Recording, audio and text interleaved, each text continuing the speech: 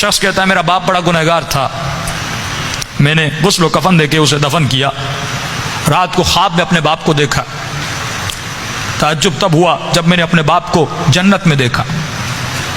میں نے کہا بابا آپ تو بڑے گنہگار تھے، آپ تو بڑے خطا کار تھے، آپ جنت میں کیا کر رہے ہیں؟ اس نے کہا میرے لال 3 دن تک میری قبر میں آگ جل رہی تھی، 3 دن تک مجھ پر فشار قبر، عذاب قبر میں مبتلا تھا، لیکن 3 دن کے بعد کچھ قبریں چھوڑ کر ایک نیک خاتون کو دفن کیا گیا، جس کی آنے کے بعد پورے قبرستان میں جن جن پہ عذاب ہو رہا تھا ان پر اللہ کی رحمتیں نازل ہونے لگیں۔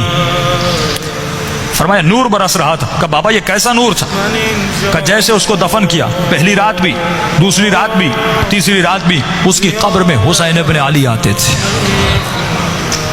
فرمایا جب اس خاتون نے میرے عذاب کو دیکھا، فرمایا اس کے دل میں رحم پیدا ہوا، اور جب امام حسین اس کی قبر میں آئے اس نے کہا مولا مجھ پر تو رحمتیں ہیں، لیکن یہ بھی آپ کا چاہنے والا ہے، اس کی قبر میں عذاب ہو رہا ہے، میں چاہتی ہوں میری خاطر آپ اس کی شفاعت کر دیں۔ کہ اس وقت امام نے دعا کے لیے ہاتھوں کو بلند کیا، میرا عذاب ختم ہوا۔ کہ بابا وہ خاتون کون سی تھی؟ کہ اس کا نام یہ تھا، اس کے شوہر کا نام یہ ہے، فلاں محلے میں رہتی تھی۔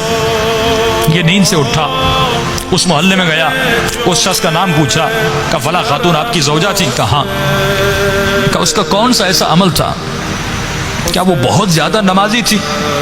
کہا نہیں، صرف واجبات پہ عمل کرتی تھی۔ کہا بہت زیادہ قرآن پڑھتی تھی؟ کہا نہیں، مختصر قرآن پڑھتی تھی۔ کہا کوئی ان کا خاص بہت زیادہ ذکر تھا؟ کہا نہیں، ایک عام سی زندگی گزارتی تھی لیکن اخلاق کی اچھی تھی۔ اس نے کہا اتنا پوچھ کیوں رہے ہو؟ اس نے سارا واقعہ بتایا کہ آپ کی زوجہ کی خاطر میرے باپ کی شفاعت ہو گئی، کوئی تو ایسا عمل ہوگا جس کی وجہ سے امام حسین اس کی قبر میں گئے۔ تو فرمایا ایک عمل تھا جو کثرت سے کیا کرتی تھی۔ کہ وہ کون سا عمل تھا؟ فرمایا روزانہ زیارت عاشورہ پڑھا کرتی تھی۔ یہ مقام اذکرونی اذکرکم ہے کہ ہمارے چاہنے والوں تم ہمیں یاد کرو، ہم تمہیں یاد کریں گے۔ اللہ کہتا ہے تو 1 قدم ہماری طرف آ، ہم اہل بیت 10 قدم تمہاری طرف آتے ہیں۔